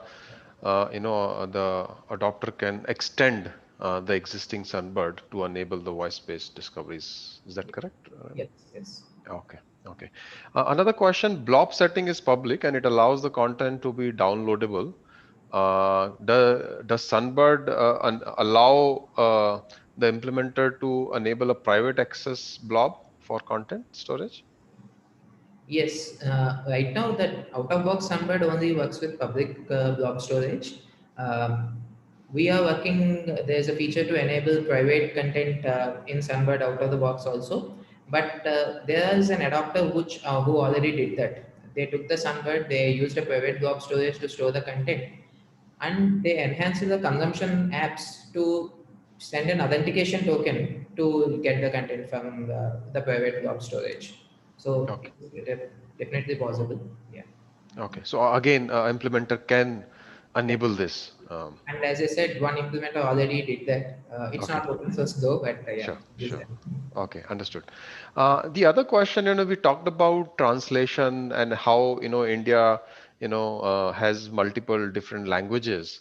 Any capabilities which are there to easily reuse content, across different languages? Um, is that something which can be, extended or implemented by a adopter? Yeah, yes, Alok. Actually, this we are also in the process of experimenting with different tools. There is a whole open source Anuvad project, which is basically for judicial document translation. But we are also looking at how that can be integrated into Sunbird to enable translation of content in multiple Indian languages. and also there are certain tools like VideoWiki, which we are also looking at how it can be integrated to easily make video translation enabled. But yes, the architecture provides ample ways of how these can be extended. Okay. So there is no, I mean, if I understood you, Kamesh, you're saying, look, there are possibilities. As an implementer, the Sunbird architecture allows you to use any mechanism, your own solutions, your existing out of the, existing solutions in the industry, out in the, whatever is possible. There is no restriction. Is that correct, Kamesh? Yeah, that's right. Okay. Okay. One last question. So, Kamesh, you talked about the review as one of the stages of a life cycle of a content. Can you elaborate that if I, as an implementer, wants to adopt Sunbird, and if I have needs to have a need where I want to enable multi-stage review, is that something already available? Is something I can do, and how much of coding versus configuration I can leverage? Multi-level review, right now it's not a configurable setting, but it can definitely be extended to make it like a, set it as a configurable piece of number of levels that you want to go through. Currently, it supports a single review of life cycle. However, we also have put in mechanisms where when a content is sourced from external people, right? There are tools where the organizations can say that these are my content needs and get the content from source from external people. At that time, we do have a kind of multi-level review where the organizations can have their own review and then submit it to the organizations who want to publish content, and they can again have a second level of review. So that's something which is enabled now. But yeah, for more complex workflows, it can be extended. Okay. So I think we are over time. Thanks, Kamesh and Ralu, for your session. I would request all the participants, I see there are a few questions which I couldn't take. If you are keen to engage on those questions, please go to sunbird.org on community page. There is a GitHub discussion forum. So I'll urge each of you to take your, either unanswered questions or further questions on the GitHub discussion forum so that we can also respond to them. So with that, I'll now hand it over to Monica. We basically, are end of the day today. So Monica, over to you. Thank you, Alok. Join us for tomorrow's session, which is a tech deep dive into Sunbird architecture and infra, followed by a session which is an in-depth look at CCube, a Sunbird open source platform for creating database insights in the field of education. Thank you to everyone for joining us today, and have a great day.